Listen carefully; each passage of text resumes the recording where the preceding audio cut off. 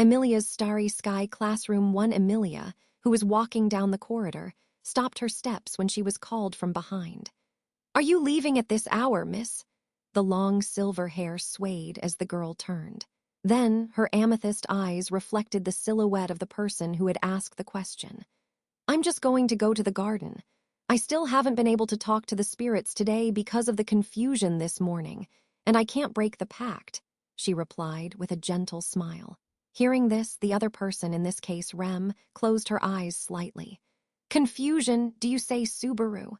"WL, yes, but—" Rem's tone of voice was a little harsh, which made Emilia smile uncomfortably.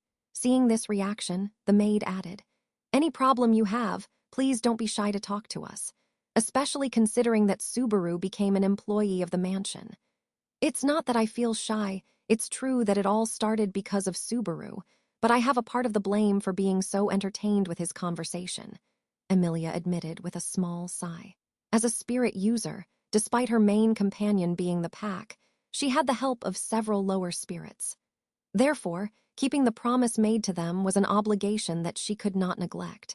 "I can't be privileging only pack, otherwise the others will be upset. So I usually take the time to talk to them every morning so they can help me when I need it most." I didn't know about these details of the technique of manipulating spirits. I know very little about it. It is normal, not least because there are very few spirit users. Did you learn to use magic with Roswal? Yes. I learned the basics from my sister when we were children, and since we came here, I have been instructed by Master Roswal.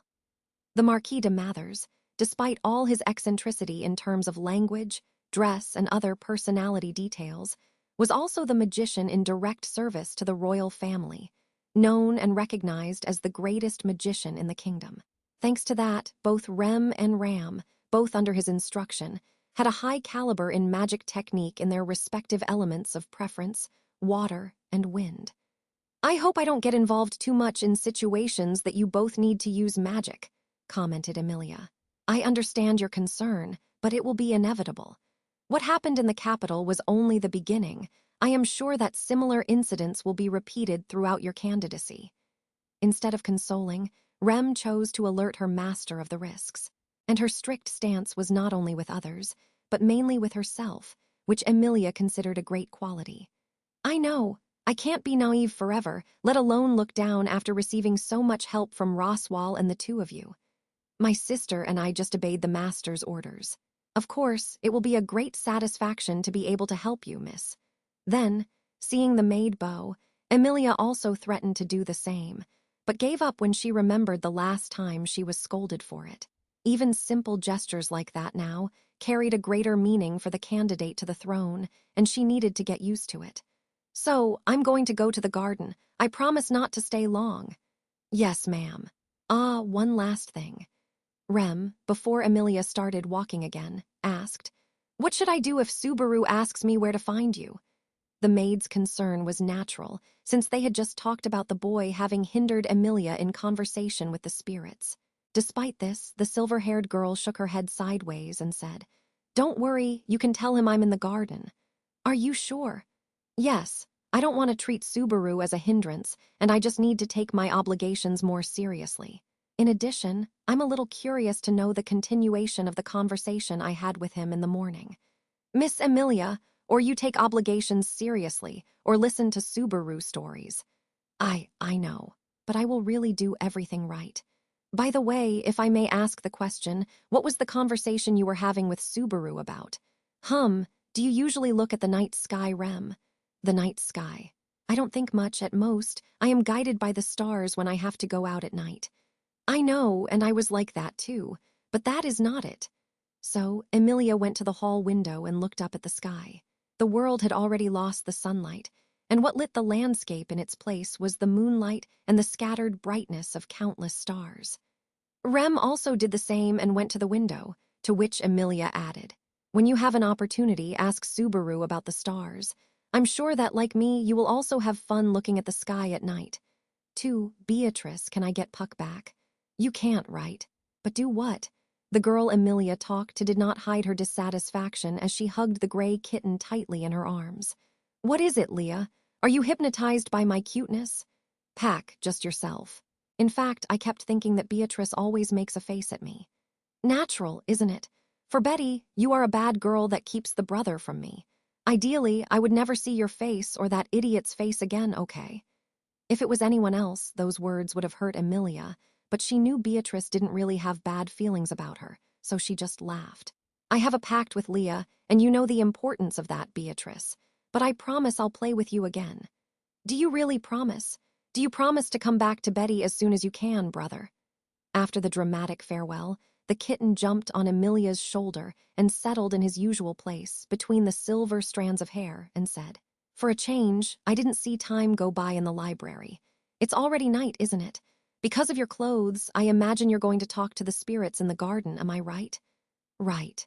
I didn't have time to talk to them in the morning, and I can also see the stars that Subaru spoke. Hey, I know. Beatrice, are you busy now?" "If Betty is busy." Once again, the girl frowned at the question. Everyone at the mansion knew that the librarian never acted sympathetic to anyone, but Emilia was under the impression that Beatrice was especially harsh with her and Subaru.